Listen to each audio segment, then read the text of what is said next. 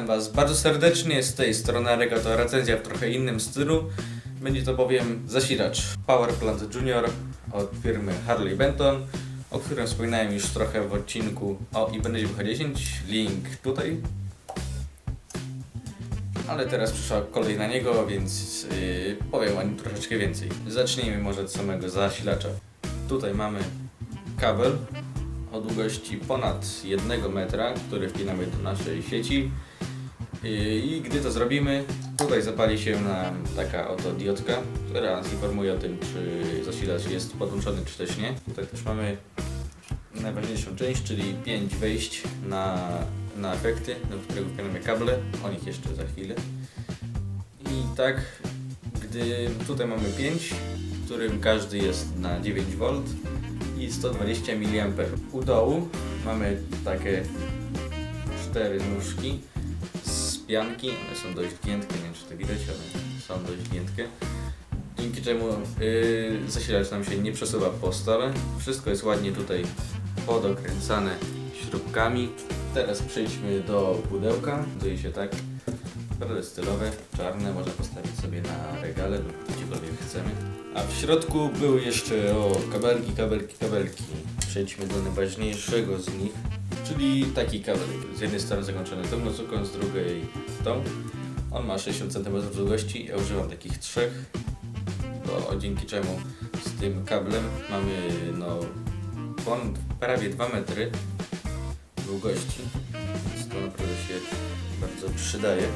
Drugi kabel to ten, o połowę krótszy od poprzedniego, zakończony tymi samymi końcówkami, tylko że ma 30 cm, więc mieści się idealnie w kadrze, jak widać. Kolejny kabel to taki oto Y, który wpinamy do naszego zasilacza tymi końcówkami 2 i dzięki czemu zamiast 120 mamy 240 mA. To jest do efektów takich prądożernych, zazwyczaj są nimi delaye. I ostatni, najdłuższy, ma taką jedną końcówkę i pozostałe są takie. Jest ich ogółem 5. Tą końcówkę wpinamy do zasilacza, a resztę do efektów, dzięki czemu zamiast 5 możemy mieć też 14 efektów. Oczywiście tylko do tych, co potrzebują mało prądu. To są wszystkie kable. Ogółem jest ich 12.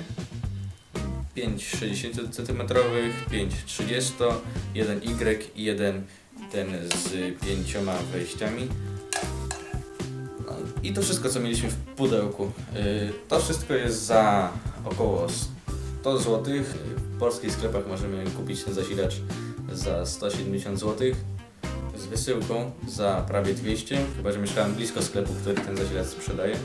Możemy go oczywiście kupić w sklepie Thomann, gdzie kosztuje 100 zł, lecz sama wysyłka kosztuje 20 euro, czyli to jest 80 zł, co nam podwaja cenę. No chyba, że mamy jakiegoś znajomego, który może nam ten zasilacz przywieźć z Niemiec. W każdym razie polecam go bardzo serdecznie, bo jest naprawdę raz tani, dwa wytrzymały, bo to jest blacha, jak zresztą widać, nie żaden plastik ani nic w tym rodzaju. Jak już mamy efektów 5, opłaca nam się kupować zasilaczy pojedynczych, tylko lepiej kupić taki od razu na 5. On jest idealny do takich domowych pedalboardów. Możemy też kupić wersję Powerplant bez dopiska Junior, która ma tych wejść 8. I to tyle na temat zasilacza Powerplant Junior. Zapraszam do subskrybowania, lajkowania i komentowania oraz wejścia na mojego bloga, link w opisie, na którym są różne ciekawe artykuły. A już niedługo recenzja Bossa DS2, więc do zobaczenia, cześć!